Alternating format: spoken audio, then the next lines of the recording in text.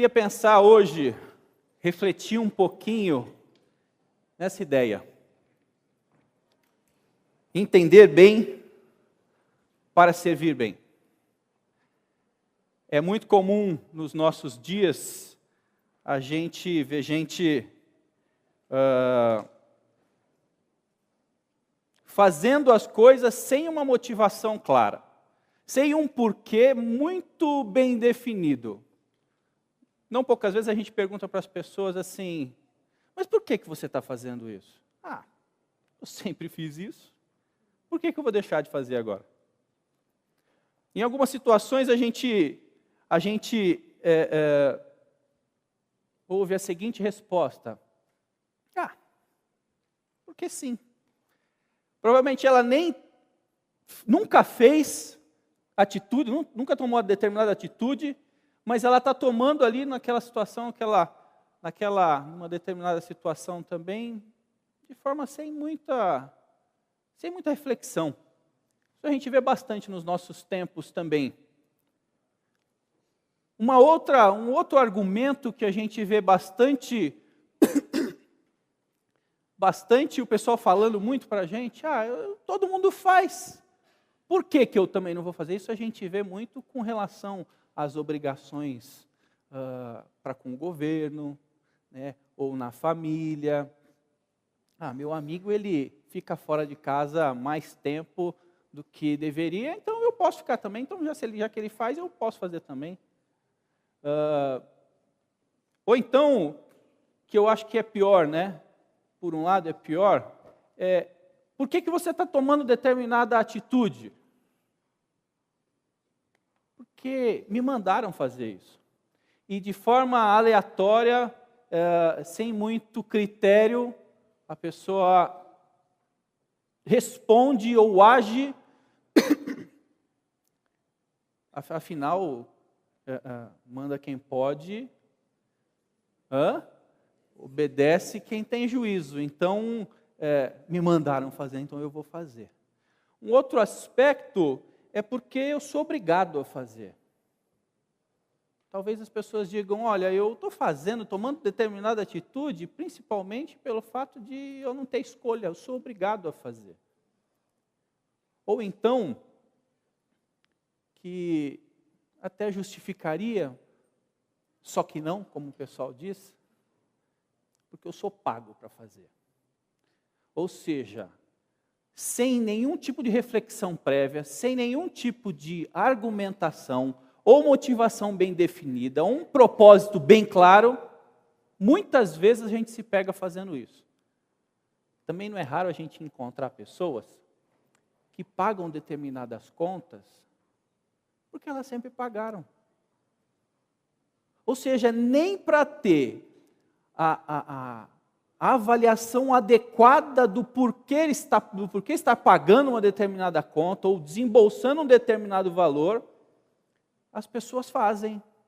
E aí depois vai ver, poxa, eu não precisava pagar, mas é verdade, eu não sabia. Não sabia porque ou me mandaram fazer, ou porque eu sou obrigado a fazer, ou porque... Ou seja, os argumentos que a gente pode encontrar são inúmeros. Só que é interessante a gente enxergar como Paulo faz isso. Em situação alguma, Paulo fala, façam, ponto. Tomem determinadas atitudes, ponto. Não, mas, olha, não cabe a você questionar, cabe a você obedecer. Paulo não faz isso. É comum a gente, inclusive, ver no texto de Paulo, né, em Atos a gente vê isso também, Paulo chegando na sinagoga e arrazoando, e discutindo, e convencendo, e interagindo de tal forma que as pessoas fossem convencidas. E o texto bíblico, não raras vezes, também diz o quê? Alguns desses se convenceram. Alguns daqueles que ouviram a mensagem de Paulo acataram a sua definição, acataram a sua ordem, acataram a sua orientação. Interessante notar que Paulo sempre trabalhava a crença nos seus interlocutores. Ele não mandava ninguém fazer alguma coisa sem que a crença estivesse bem alinhada. Então, Então a ideia é que a gente consiga compreender por que eu tenho que servir. E entendendo bem, eu possa servir adequadamente. Servir para alguma coisa de fato relevante. Outra coisa interessante também é que a gente vê Paulo explicitando, colocando as crenças, essa relação de argumentação, de convencimento, impulsionava aqueles que iriam servir. Ele não precisava explicar e sair empurrando o cidadão para servir. Eu não sei se vocês têm alguma experiência semelhante a essa, né? Ou no trabalho você pede para alguém fazer alguma coisa, o cidadão demora para pegar no tranco. Parece aquelas TVs antigas que você liga e demora para aparecer a imagem. Não é raro isso acontecer, mas Paulo, ele trabalhava de forma muito clara as crenças da sua gente. Eu vou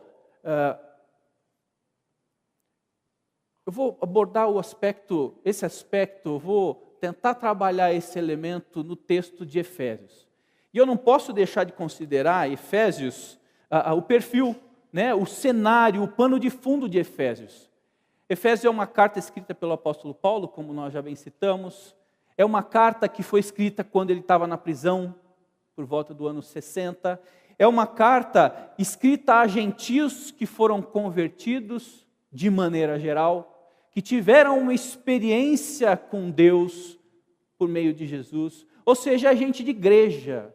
Paulo está falando para a gente de igreja, gente como eu e gente como você.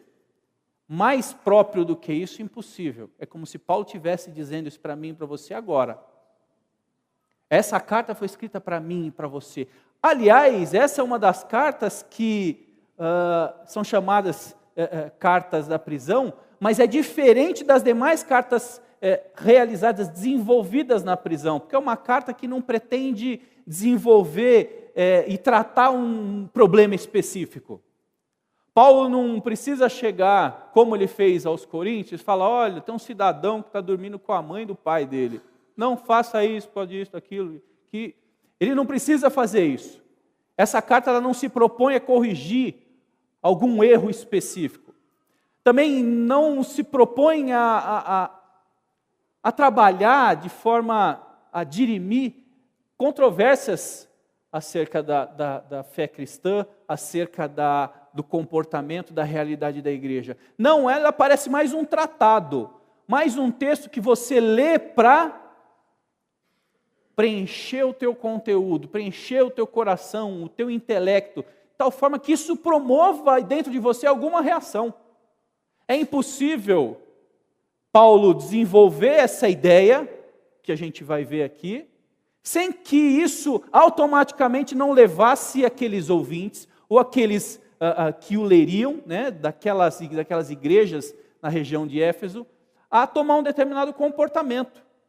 Então é fundamental que em ouvindo se compreenda, em se compreendendo, sirva. Essa é a ideia de Paulo.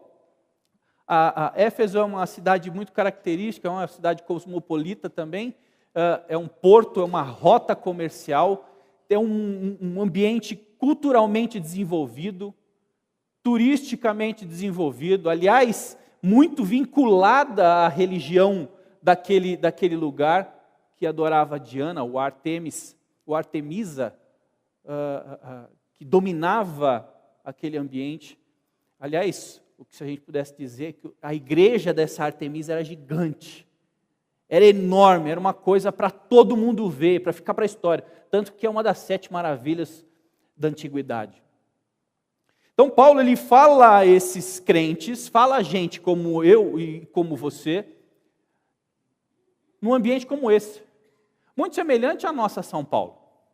Aliás, se a gente quer trabalhar e ser uma comunidade saudável, a gente precisa compreender a motivação daquilo que eu faço. E se eu não faço, que a partir dessa compreensão eu possa agir de acordo. É interessante também perceber aqui na carta de Paulo, o tema geral da carta é um ambiente onde ele procura colocar o eterno propósito de Deus. O que ele está explicando para os crentes? Olha, Deus tem um propósito específico e esse propósito ele se inicia na eternidade passada, antes do mundo ser fundado, ser criado. Ele procura apresentar que o seu propósito, o propósito de Deus na realidade, está sendo cumprido por intermédio de Cristo. E esse propósito é cumprido na igreja e por meio da igreja, incluindo nós que somos crentes em Jesus, que cremos em Jesus, que confiamos a nossa vida em Jesus, a termos um comportamento, a termos uma direção muito clara, entendendo o seu propósito. Dividido em dois momentos essa carta. Ele trabalha as bênçãos espirituais no primeiro momento, ele trabalha o aspecto da humanidade, a realidade da humanidade no segundo capítulo, que é o capítulo que a gente vai trabalhar bastante forte hoje, e a reconciliação do mundo, do ser humano para com Deus. O papel de Paulo ele explica. E é interessante que na última parte a gente pode resumir basicamente que essa segunda coluna é um momento que ele trata de conduta, de prática, de procedimento, para não falar de serviço. Uma vez que a gente está desenvolvendo o tema do mês como sendo de serviço, mais apropriado seria a gente agir de acordo com aquilo que Deus espera da gente. Agora, o que leva, por exemplo, Paulo, nos capítulos 4, 5 e 6, falar: maridos, amem suas esposas. Esposas, sejam submissas aos seus maridos. Filhos, obedeçam aos seus pais. Pais, não desanimem os seus filhos. Senhores, tratem bem aqueles que servem com você. Escravos ou trabalhadores, ajam de acordo com aquilo que eu espero, trabalhando ao seu Senhor como se estivesse trabalhando a mim.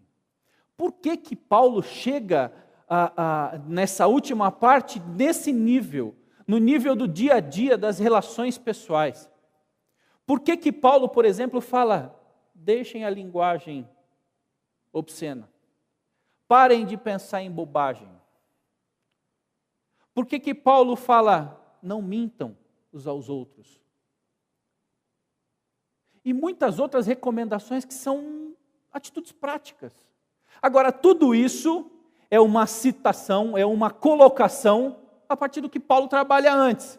Essa segunda parte ele trabalha conduta e procedimento, porque antes ele já explicou e falou: olha, vocês entenderam? Inclusive, num trecho dessa primeira parte, Paulo fala assim: olha, eu oro, no finzinho do capítulo 1, essa oração que ele faz. Eu oro a Deus para que Ele ilumine o coração de vocês, abra os olhos do coração de vocês, para que vocês consigam compreender essa realidade. Ou seja, a ideia de que servir precisa antes de uma compreensão da motivação desse serviço, está explícito nesse texto. Paulo trabalha crenças e atitudes. É muito, né, os coachings que a gente vê hoje, os trabalhos nesse sentido, eles desenvolvem muito o aspecto de crença.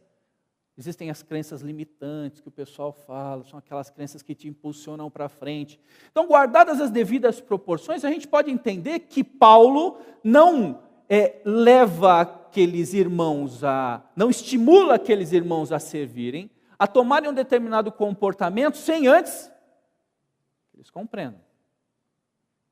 Não é algo cego. Não é porque você sempre fez. Porque a sua família de igreja é da 5ª, 20ª geração, então já eles fizeram lá atrás, então eu continuo vindo na igreja. Eu continuo dando dízimo. Eu continuo ajudando. Tudo isso é muito bom. Tudo isso é muito positivo, desde que a gente tenha uma compreensão adequada disso. Desde que a gente tenha um entendimento de que isso reflete alguma coisa. O meu comportamento reflete alguma coisa. Eu quero ler com você texto de Efésios, capítulo 2, e tentar explorar um pouquinho mais esse texto que é rico e é base da fé cristã. Esse texto de Efésios, capítulo 2, principalmente até, pode dizer, o capítulo inteiro é um texto básico da fé cristã. Sem a compreensão desse texto, a gente não consegue compreender o porquê que a gente serve.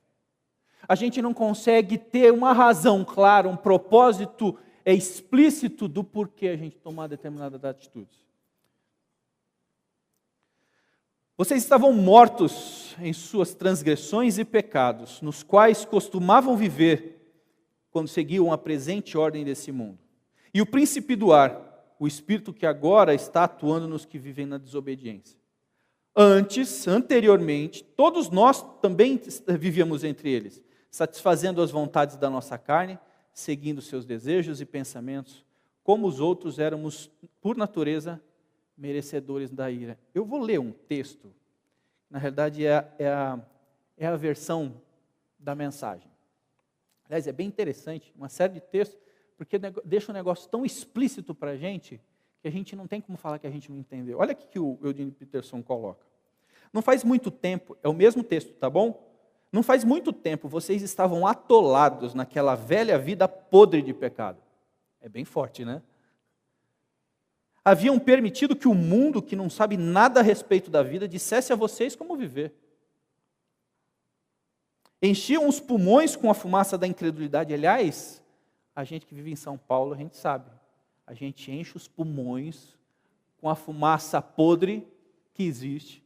E a ideia é exatamente essa. É como se a gente estivesse inalando algo muito venenoso, algo mortífero, e falasse, eu sei o que eu estou fazendo. Ninguém tem condições de me dizer nada. É isso que ele está falando. É isso que ele está fazendo. Nós éramos egoístas, orgulhosos, autônomos, ou pretendíamos ser. Olha como ele continua. Todos nós enchiam os pulmões com a fumaça da incredulidade e exalavam desobediência. Todos nós já nos comportamos assim, fazendo o que queríamos, a nossa própria vontade. Estávamos todos no mesmo barco. Está claro o que o Paulo quis dizer aqui? E é mais interessante a gente tentar compreender esse texto por meio dessa imagem aqui. Dessas imagens. O que vocês veem aqui? Primeiro, não sei se vocês conseguem identificar que carro que é esse aqui. É uma? A ideia é que eu e você somos máquinas criadas por Deus.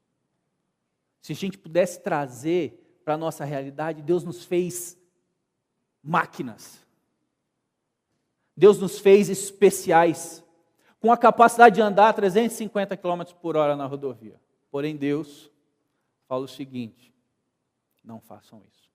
Porque o dia que vocês fizerem, vocês vão se dar mal. E olha o que aconteceu com a gente. Perda total, galera. Essa parte do texto, Paulo está falando o seguinte, perda total, a nossa condição era nula.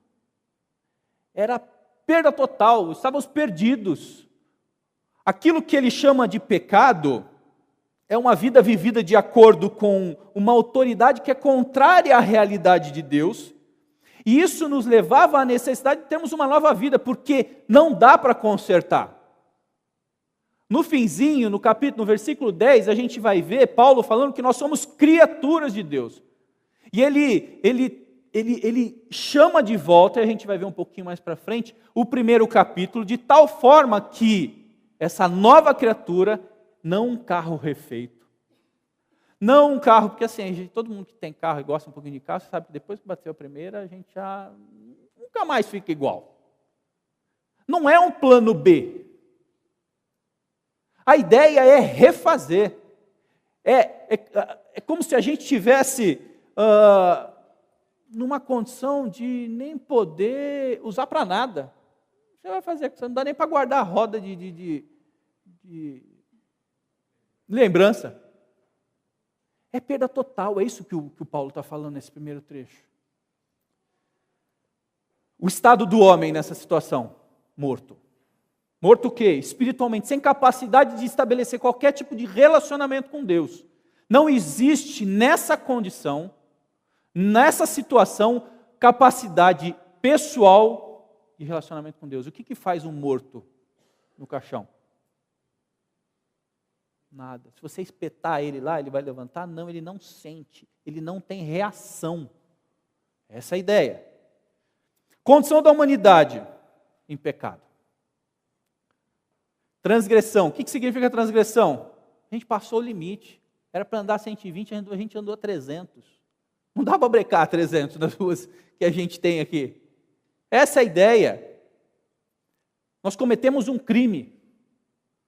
As palavras que Paulo usa são tão fortes, que faz com que a gente se sinta até um pouquinho indesejável.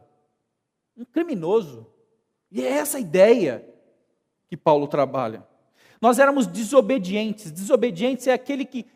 Uma pessoa desobediente é aquela que não tem nenhuma preocupação de agradar quem quer que seja. Por isso que ele fala, nós estávamos prontos para viver a nossa vida segundo o nosso querer, a nossa vontade, e nada nos limitava. Essa é a condição da humanidade. Padrão nessa situação: completo egoísmo. O egoísmo é a característica que define o homem sem Deus e as forças internas da gente, ainda que a gente tenha Jesus. Por isso que a gente luta constantemente. Por isso que a gente procura mudar essa realidade que está dentro da gente por intermédio do poder de Jesus. Nós estávamos alheios a Deus. Olha como que ele continua. Todavia, contudo, mas, entretanto, são palavras, são termos adversativos. Ele fala assim, olha, ainda que vocês estivessem nessa condição, Deus, que é rico em misericórdia, pelo grande amor com que nos amou, deu-nos vida com Cristo. Quando ainda estávamos mortos em transgressões. E aqui ele faz um parênteses para depois trabalhar isso lá para frente. É pela graça que vocês são salvos. Deus nos ressuscitou com Cristo e com Ele nos fez assentar nos lugares celestiais em Cristo Jesus, para mostrar nas eras que hão de vir a incomparável riqueza da sua graça, demonstrada em sua bondade para conosco. Olha que interessante.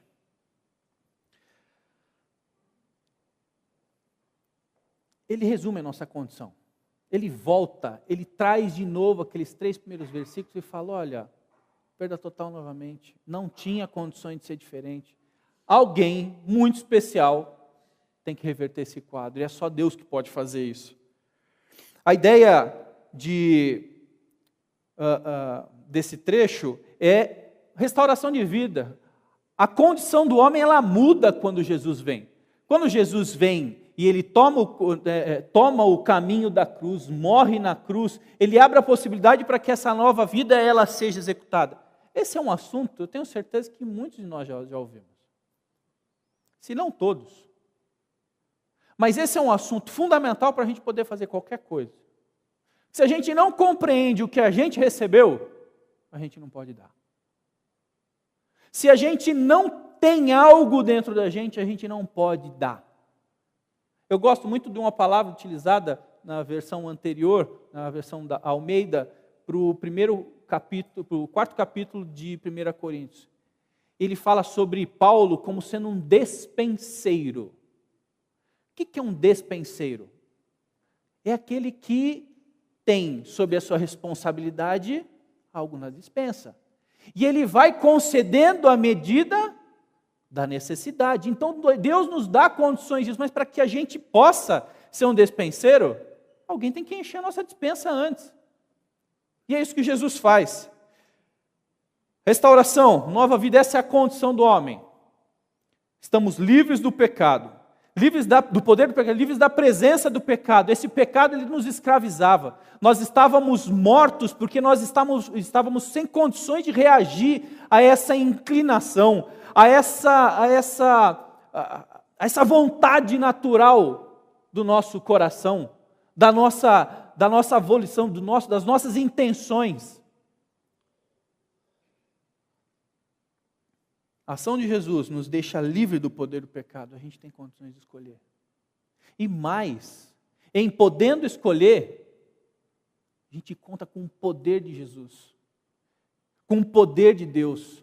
Esse poder que no finzinho do capítulo 1 ele fala é o poder que ressuscita Jesus e coloca Jesus no lugar que ele tem que estar. Esse é o poder de Deus, só isso. É isso que Paulo está falando. Esse mesmo poder que fez isso com Jesus pode fazer isso com você. E que vocês sejam agraciados com esse poder. Que vocês compreendam a graça desse poder. Que vocês compreendam a realidade dessa nova vida.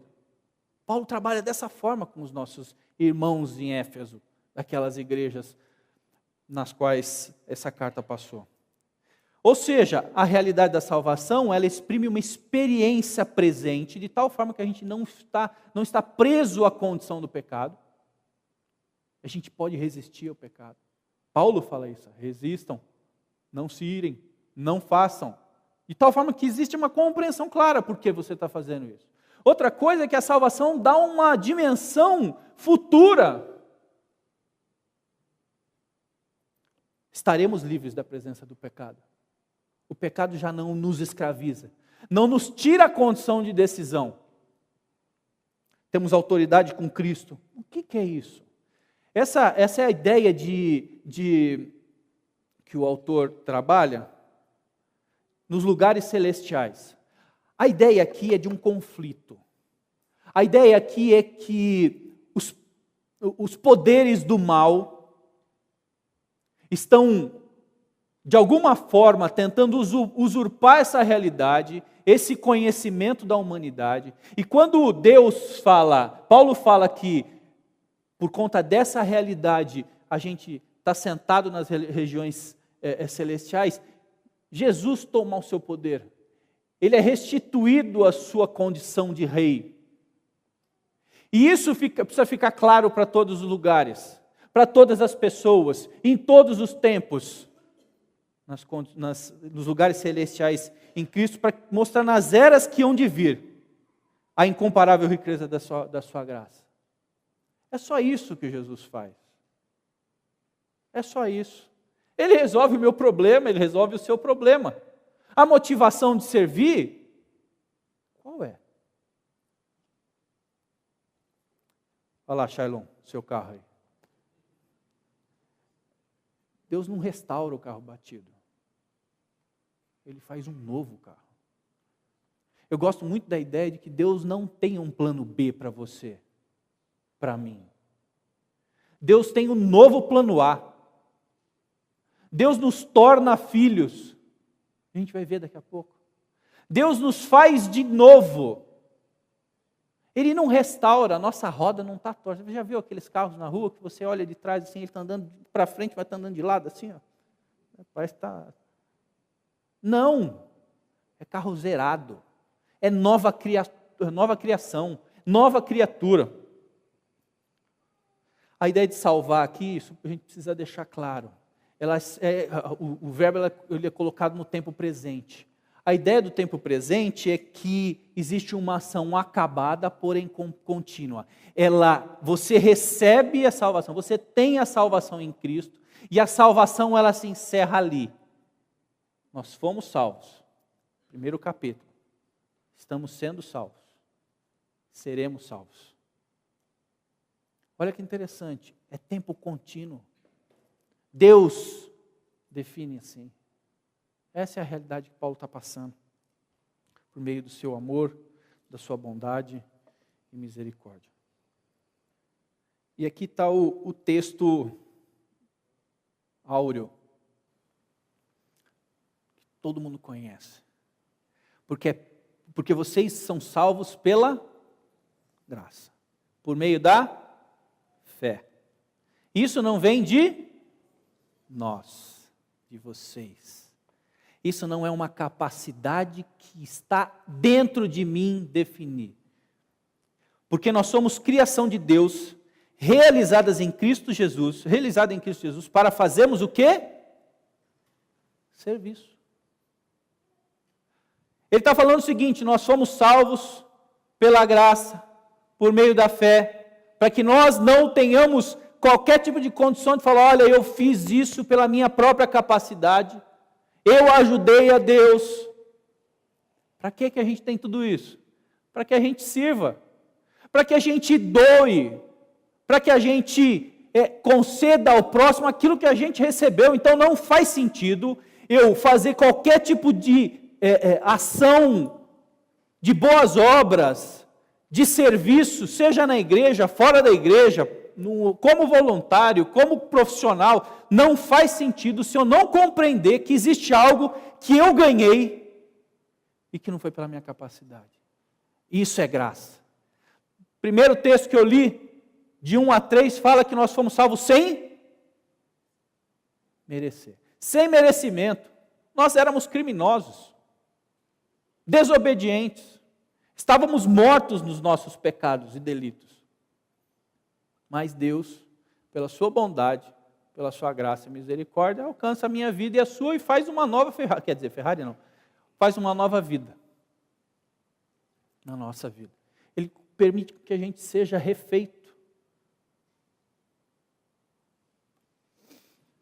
Vamos lá. O que a gente vê nesse texto? Primeiro, a iniciativa de Deus.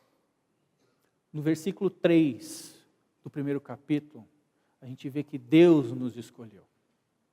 Deus nos vem buscar. Deus faz algo em nosso benefício. Nós não éramos capazes disso. Segundo, dom de Deus. O que é um dom? É um presente. Presente você não paga. Presente você recebe, mesmo que você não seja minimamente competente para receber. Você não recebe qualquer coisa porque você é bonitinho. Está certo que em alguns casos, né? Mas tudo que a gente recebe de Deus não é porque a gente merece, é porque Deus faz antes.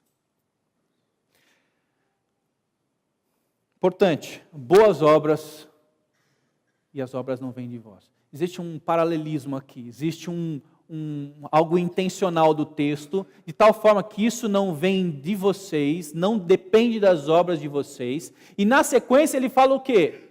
Que vocês foram criados para boas obras. Existe a ideia de um contraponto aqui.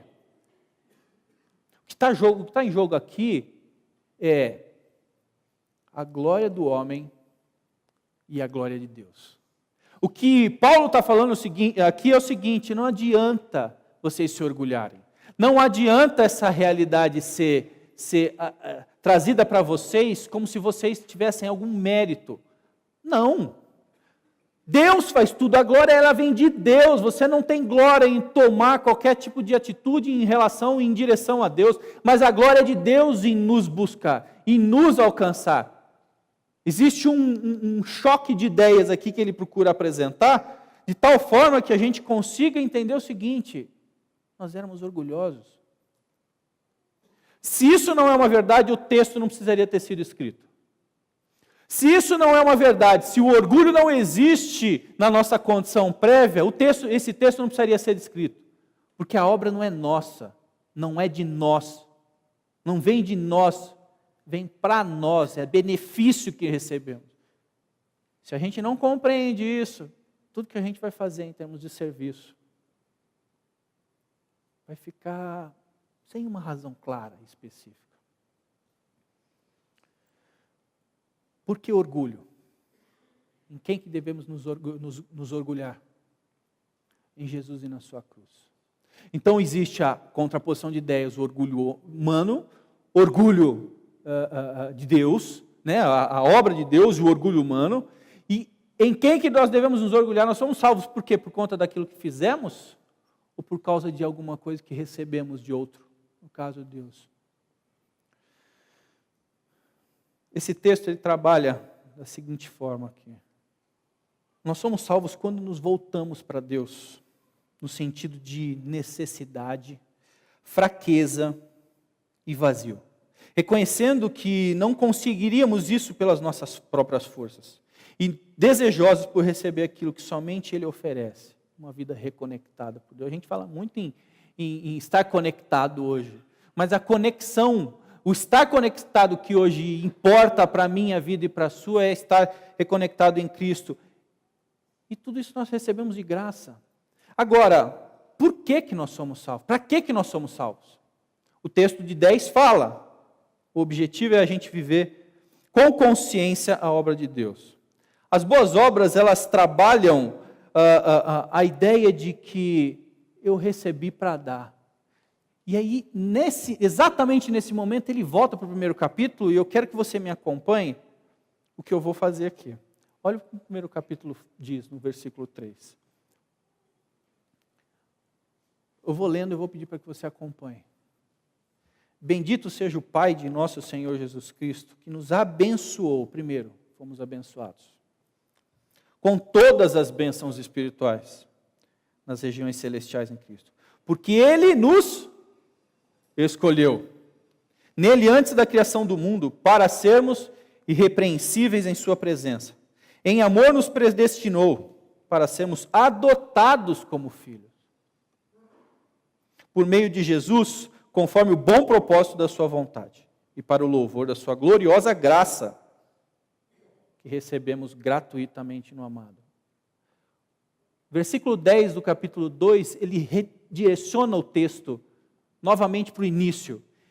A bênção que ele conta no primeiro capítulo é para ser suportada pelo segundo capítulo e no decorrer do texto também, mas ele volta para o primeiro texto, para o primeiro capítulo, exatamente para dizer que nós fomos beneficiados. Nele temos a redenção. Redenção significa compra, libertação.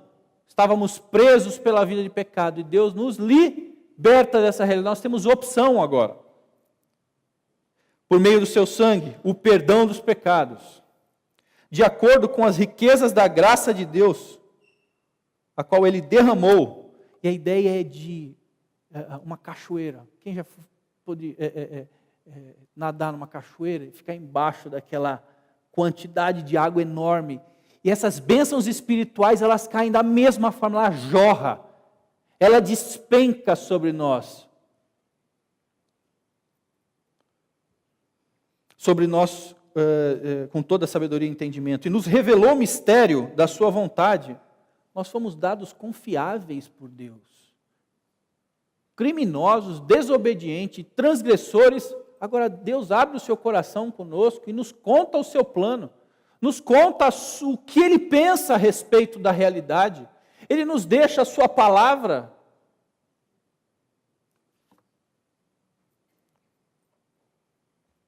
De acordo com o seu bom propósito que Ele estabeleceu em Cristo.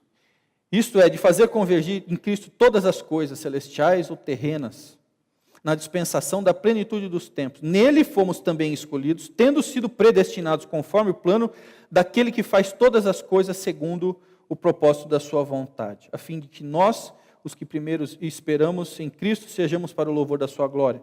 Quando vocês ouviram e creram na palavra da verdade, ou seja, quando vocês escutaram, creram e confiaram a sua vida em Cristo, o evangelho que os salvou, vocês foram selados pelo Espírito Santo. E é muito interessante que a ideia do termo selado aqui é anel de compromisso. Por que você coloca o anel de compromisso na sua esposa? Por que você, antes do casamento, né, na sua namorada, exatamente para falar o seguinte: olha, eu garanto que amanhã a gente vai se casar. A ideia aqui também de fiança. Nós estávamos presos e alguém afiançou, gastou dinheiro, gastou recursos para que a gente tivesse benefício. Com o Espírito Santo da promessa, que é a garantia da nossa herança, que nós somos filhos agora. Recebemos a capacidade, a condição de participarmos da família de Deus. Se a gente não entende essa realidade, a gente pode fazer boas obras. A gente pode praticar qualquer tipo de serviço. Mas esse serviço ele vai ser destituído de propósito, de motivação, de entendimento.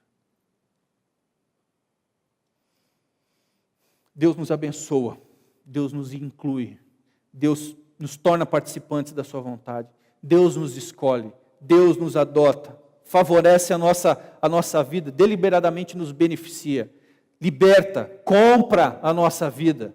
Ele nos dá identidade. Antes não éramos filhos de Deus, antes nós éramos pecadores, era assim que nós éramos identificados. Agora somos filhos de Deus. Isso é mérito de Deus, por intermédio do seu Filho. Perdoa, Ele nos une a Ele. Deus nos ilumina, nos dá capacidade de compreensão. Deus revela os seus segredos, nos restaura para si por meio de Cristo. Sela-nos com o Espírito Santo, preserva, assegura que nós somos filhos, garante isso. Nos torna herdeiros. E aqui eu poderia explorar um pouco mais. No texto do Eugene Peterson e até na NVI, ele fala em paciência. Deus foi paciente comigo. Deus foi bondoso comigo. Deus me consola. Deus me ajuda. Deus, olha que interessante. Vamos contar as bênçãos. Cadê o Renato? Tem um coro, né? Um coro um pouco antigo aí, eu não lembro ele inteiro, porque eu não sou dessa época. Mas conta as bênçãos, conta quantas são. E você vai ver e vai ficar surpreso de quanto Deus já fez. Se só por isso eu não compreender que eu sirvo para alguma coisa, eu tenho sérias dificuldades para caminhar no meu serviço cristão. Deus pacifica o meu coração e o seu coração.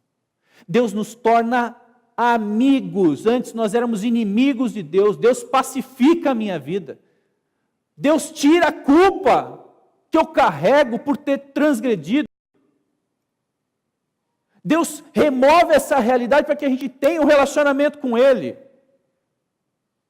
Isso é fantástico. Se a gente não para pensar nisso, a gente vai servir mancando. A gente vai servir tentando ver que a gente faz pelas nossas próprias forças. Quando é Deus que faz tudo, nós somos ferramentas. A gente é mero instrumento. Deus nos oportuniza e nos dá chance. Eu poderia passar aqui a manhã inteira falando outras coisas. Agora, se eu não souber contar essas bênçãos, e em contando as bênçãos, trabalhar para Ele, fazer por Ele, entendendo que é o plano dEle, a agenda dEle que é a principal, eu tenho dificuldades. Interessante que Paulo trabalha no decorrer do texto, eu vou ler o verso 14 do capítulo 2. Pois Ele é a nossa paz, o qual de ambos fez um e destruiu a barreira, um muro de inimizade, anulando em seu corpo a lei dos mandamentos expressa em ordenanças. O objetivo dele, Cristo, de Deus, Cristo era criar em si mesmo, dos dois, gentios e judeus, um novo homem, fazendo a paz e reconciliar com Deus os dois em um só corpo, por meio da cruz, pela qual ele destruiu a inimizade. Ele veio e anunciou a paz a vocês que estavam longe, gentios, e paz aos que estavam perto, no caso os judeus, pois por meio dele, tanto nós como vocês temos acesso ao Pai por um só Espírito. Eu quero caminhar para o fim aqui. Para Paulo, o lar é a expressão básica da comunidade cristã. Porque naquela ocasião, os cultos ocorriam aonde? Betinho, onde que ocorreu? Onde? Nos lares. A igreja é a expressão concreta de Cristo no mundo. Onde que aconteciam as reuniões públicas? A igreja. E Paulo fala assim, poxa, vocês estão em casa, prestando culto a Deus, mas você não reconhece seu marido, você não ama a sua esposa, o seu filho e a sua filha não te obedecem, você não os corrige, não os desanima. Ali, onde vocês adoram, onde vocês comungam, como é que lida com essa realidade? Interessante que a partir desse momento ele começa a incluir outras pessoas, porque até o verso 10, ele está trabalhando basicamente na relação individual, eu e Deus.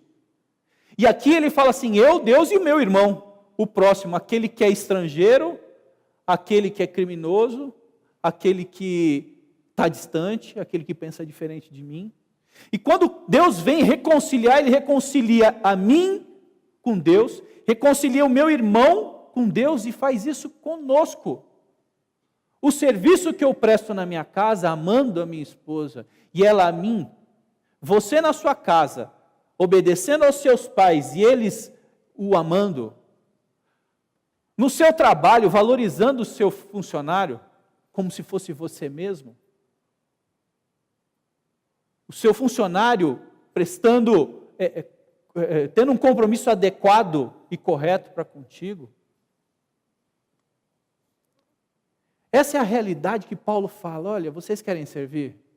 Por isso que ele trabalha no fim a parte das atitudes. Primeiro ele está trabalhando crenças. O que a gente desenvolveu aqui são crenças, são verdades do Evangelho, que são fato e necessário de ser compreendido para que a gente possa agir de forma adequada na nossa vida.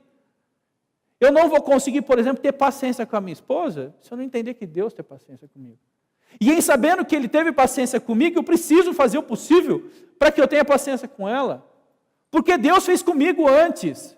Deus me consolou lá atrás, eu vou consolar você. Porque eu recebi. 1 Coríntios, capítulo 4, se eu não estou enganado.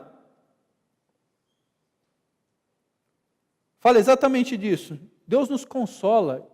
E com esse mesmo consolo, nós somos dados a consolar os outros. Impaciência, ódio, falta de amor, incorreção, falta de compreensão, falta de reconciliação. Se eu não compreendo que foi Deus que me reconciliou com Ele, eu não estou nem aí para a reconciliação com meu irmão. Se eu não compreendo que Ele veio em minha direção, Deus, eu não estou falando de uma outra pessoa vindo em minha direção, em sua direção. É o próprio Deus, vem em sua direção. Ele se humilha. Porque Deus não precisa da gente. Mas Ele dá tanto valor para a gente, que Ele se humilha para que eu faça isso com o outro. Quando Paulo fala, considerem os outros superiores a si mesmo, no que depender de vocês, tenham paz com todos.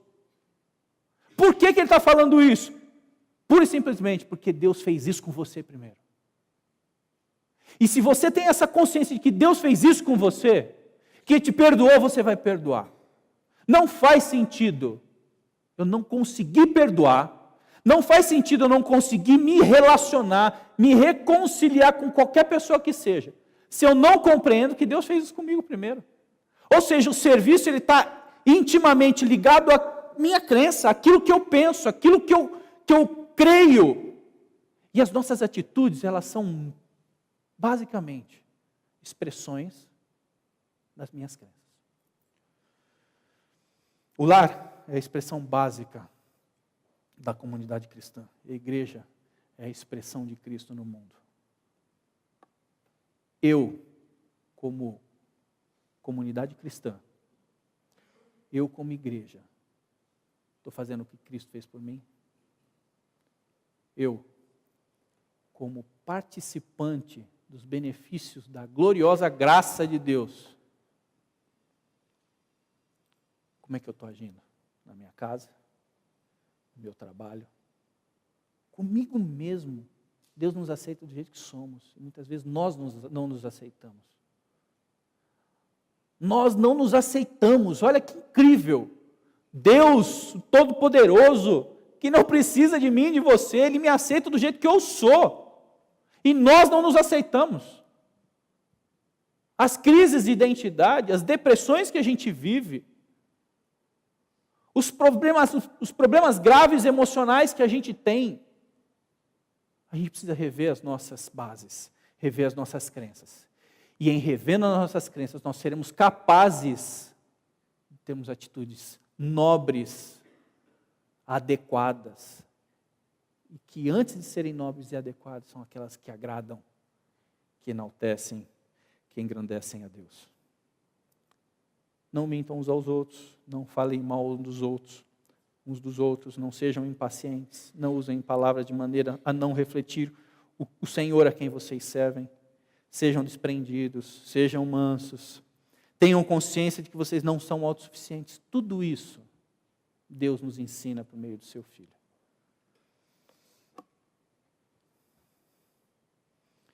Me chamou muita atenção, eu encerro aqui. Me chamou muita atenção, um missionário, se não me engano, uns 2 ou 3 meses ele veio aqui, no período da noite, da tarde. E ele falou que ele aprendeu no islamismo, não foi na igreja evangélica.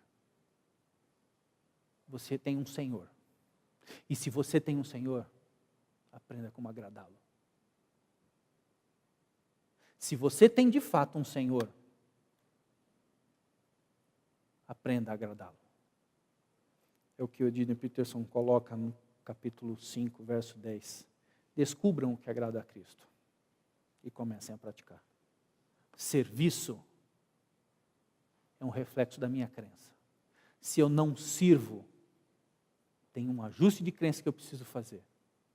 Se eu não pratico a verdade, tem um ajuste de crença que eu tenho que fazer. Se eu não faço o que precisa ser feito para agradar a Cristo, certamente eu preciso fazer um ajuste nas crenças que eu tenho. Vou baixar a cabeça.